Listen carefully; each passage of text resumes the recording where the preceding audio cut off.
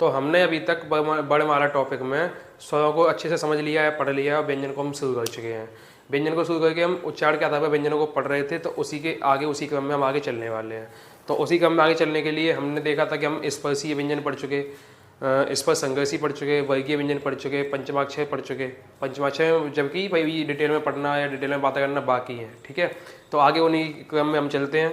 तो उसी क्रम में हम देखते हैं कि पहले तो हम लिखते हैं क्या, पूरे व्यंजन लिखते हैं आपके, ठीक है। जैसे का, खा, गा, घा, ङा, च, छ, ज, झा, अय्या, ट, ठ, ड, ढ, ड़, त, थ, द, ध, न, प, फ, ब, भ, म, य, र, ल, व, स, स, स, ह, छ, त्र, क्य, स। तो आप लोगों ने ये देखा कि देखो यहाँ कुछ नहीं है, इस जगह पे नहीं है, यहाँ भी नहीं है और यहाँ भी नहीं है। मतलब ये हुआ कि या, रा, ल, व का कोई पंचमाक्षर नहीं है, स, स, स, ह का कोई पंचमाक्षर नहीं है और छ, त, ज्ञ, स का भी कोई पंचमाक्षर नहीं है, ठीक है। और इनको हमने पढ़ा था पंचमाक्षर में। ये हमारे लिए पंचमाक्षर थे, मतलब अभी भी हैं, पंचमाक्षर कहते हैं हम इनको। अब पंचमाक्षर इनको कहते हैं, लेकिन इनके तो पंचमाक्षर है ही नहीं। ये वाले जो या अलावा हैं, इन अक्षरों का या इन व्यंजनों के पंचमाक्षर नहीं है, इन वर्णों का पंचमाक्षर नहीं है, इन वर्णों का पंचमाक्षर नहीं है। मतलब ये है कि इनका खुद का कोई पंचमाक्षर है ही नहीं। अगर पंचमाक्षर है तो बस इनके हैं, नासिक के व्यंजन अगर हैं तो इनके हैं, इसलिए तो उनको बोलते हैं वर्गीय व्यंजन। क्योंकि अगर इनके होते और इधर कुछ होता तो ये पूरे पूरे वर्गीय व्यंजन होते यहाँ तक, लेकिन यहाँ तक ही हैं, क्योंकि यहाँ से ही 5 और यहाँ से ही 5, इसलिए इनको बोला जाता है वर्गीय व्यंजन, क्योंकि इनके पास 5-5 की श्रेणी में है। जबकि इनके पास पंचमाक्षर है ही नहीं, नासिक के व्यंजन है ही नहीं है, ठीक है। तो इनके खुद के नासिक व्यंजन जब नहीं है, इनके खुद के जब पंचमाक्षर नहीं है, तो फिर हम इनका उपयोग करते हैं, इन पंचमाक्षर का उपयोग करते हैं। इन पंचमाक्षर का उपयोग करके इनको हम पूरा करते हैं। तो पहली बात तो ये समझ जाते हैं कि इनका खुद का कोई पंचमाक्षर, इनका खुद का कोई नासिक के व्यंजन है ही नहीं, कोई नासिक के वर्ण है ही नहीं, ठीक है। अब पढ़ते हैं इन्हीं की श्रेणी के हिसाब से कि इनके नाम क्या क्या दिए जाते हैं इनको। तो हम देखते हैं, एक श्रेणी बनती है अंतस्थ या अंतःस्थ व्यंजन, ऐसे करके। अब अंतःस्थ व्यंजन का क्या मतलब क्या होता है कि अंतः मतलब अंदर, स्थ मतलब स्थित। इस प्रकार के व्यंजनों को हम अंतस्थ व्यंजन बोलते हैं, जो अंदर स्थित होते हैं। अब ये अंतस्थ व्यंजन कौन कौन से हैं? तो एक तो या होता है, रा होता है, ला होता है और वा होता है। ये 4 व्यंजन हैं जो अंतस्थ व्यंजन कहलाते हैं। अब इन 4 व्यंजनों के अंतस्थ व्यंजन होने की वजह क्या है कि ये हमारे अंदर विद्यमान होते हैं, इनको अंदर से बोला जाता है। या मान लो ऐसा कह दो कि ये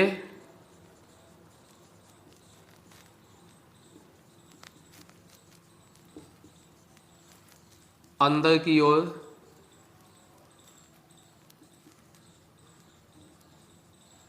वायु खींचते हैं। क्या करते हैं? अंदर की तरफ वायु खींचते हैं, इसलिए इनको अंतस्थ व्यंजन बोला जाता है।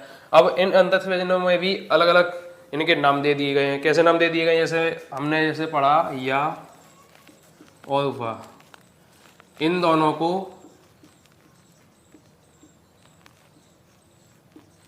संघर्षहीन व्यंजन बोला गया है।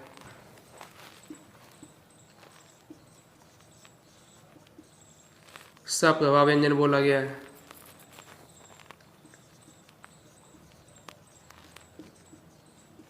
अर्ध स्वर बोला गया है। अर्ध व्यंजन बोला गया है। और अर्धस्वर व्यंजन बोला गया है। अर्धस्वर व्यंजन मतलब या और वा, ये दो अक्षर या दो वर्ण या दो व्यंजन ऐसे हैं जिनको इन इन नाम से जाना जाता है। संघर्षहीन व्यंजन भी इसी को कहा जाता है, सप्रभा व्यंजन भी इन्हीं को कहा जाता है, अर्धस्वर भी इनको कहते हैं, अर्ध व्यंजन भी इनको कहते हैं और अर्धस्वर व्यंजन भी इनको कहते हैं। ठीक है, इस बात की पुष्टि किसने की थी कि भाई ये सप्रभा है, संघर्षहीन है, इनमें संघर्ष नहीं है? तो इस बात की पुष्टि की थी डॉक्टर भोलानाथ तिवारी ने। डॉक्टर भोलानाथ तिवारी ने कहा था कि ये संघर्षहीन और सप्रभा व्यंजन है। ठीक है, मतलब जिस तरफ भाव होता है उसी तरफ बह जाते हैं, इसलिए सप्रभा। संघर्षहीन मतलब इनमें संघर्ष नहीं लगाना पड़ता, इसलिए संघर्षहीन। अब ये अर्धस्वर कैसे हैं, अर्ध व्यंजन कैसे हैं या अर्धस्वर व्यंजन कैसे हैं, तो मुझे इसके ज़्यादा कुछ उदाहरण देखने को मिले नहीं, काफ़ी ढूंढने के बाद भी। तो जो मिले उन्हीं से थोड़ा समझ लेना। एक शब्द बोलते हैं कौवा। इसी कौवा को हम इस प्रकार भी तो लिख लेते हैं कौवा। ठीक है, एक लिख लेते हैं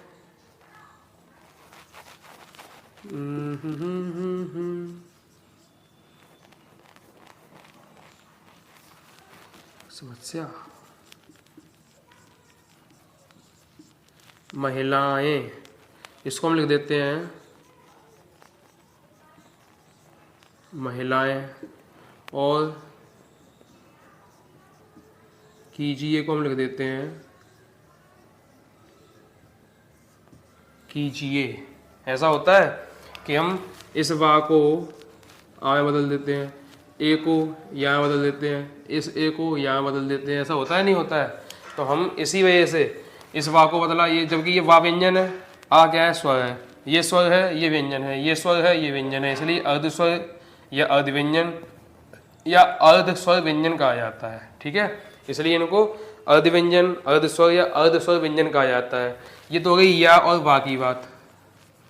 अब आते हैं ला पे। तो ला को क्या कहा जाता है?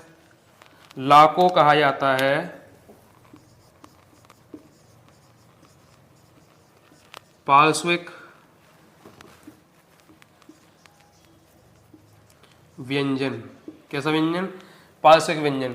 पार्श्विक व्यंजन में होता क्या है, जब ला को बोला जाता है ना तो जीभ हमारी ऊपर को टकराती है। ऊपर जो मूर्धा है हमारा, जो छत्ते है मुंह के अंदर की, जो जीभ के ऊपर की छत्ते है, जीभ हमारी उस छत्ते से टकराती है। और छत्ते से टकराती है ऐसे है कि पूरी घूम जाती है, ऐसे घूम जाती है। ठीक है, ऐसे घूम रही है, ये टच हो रही है।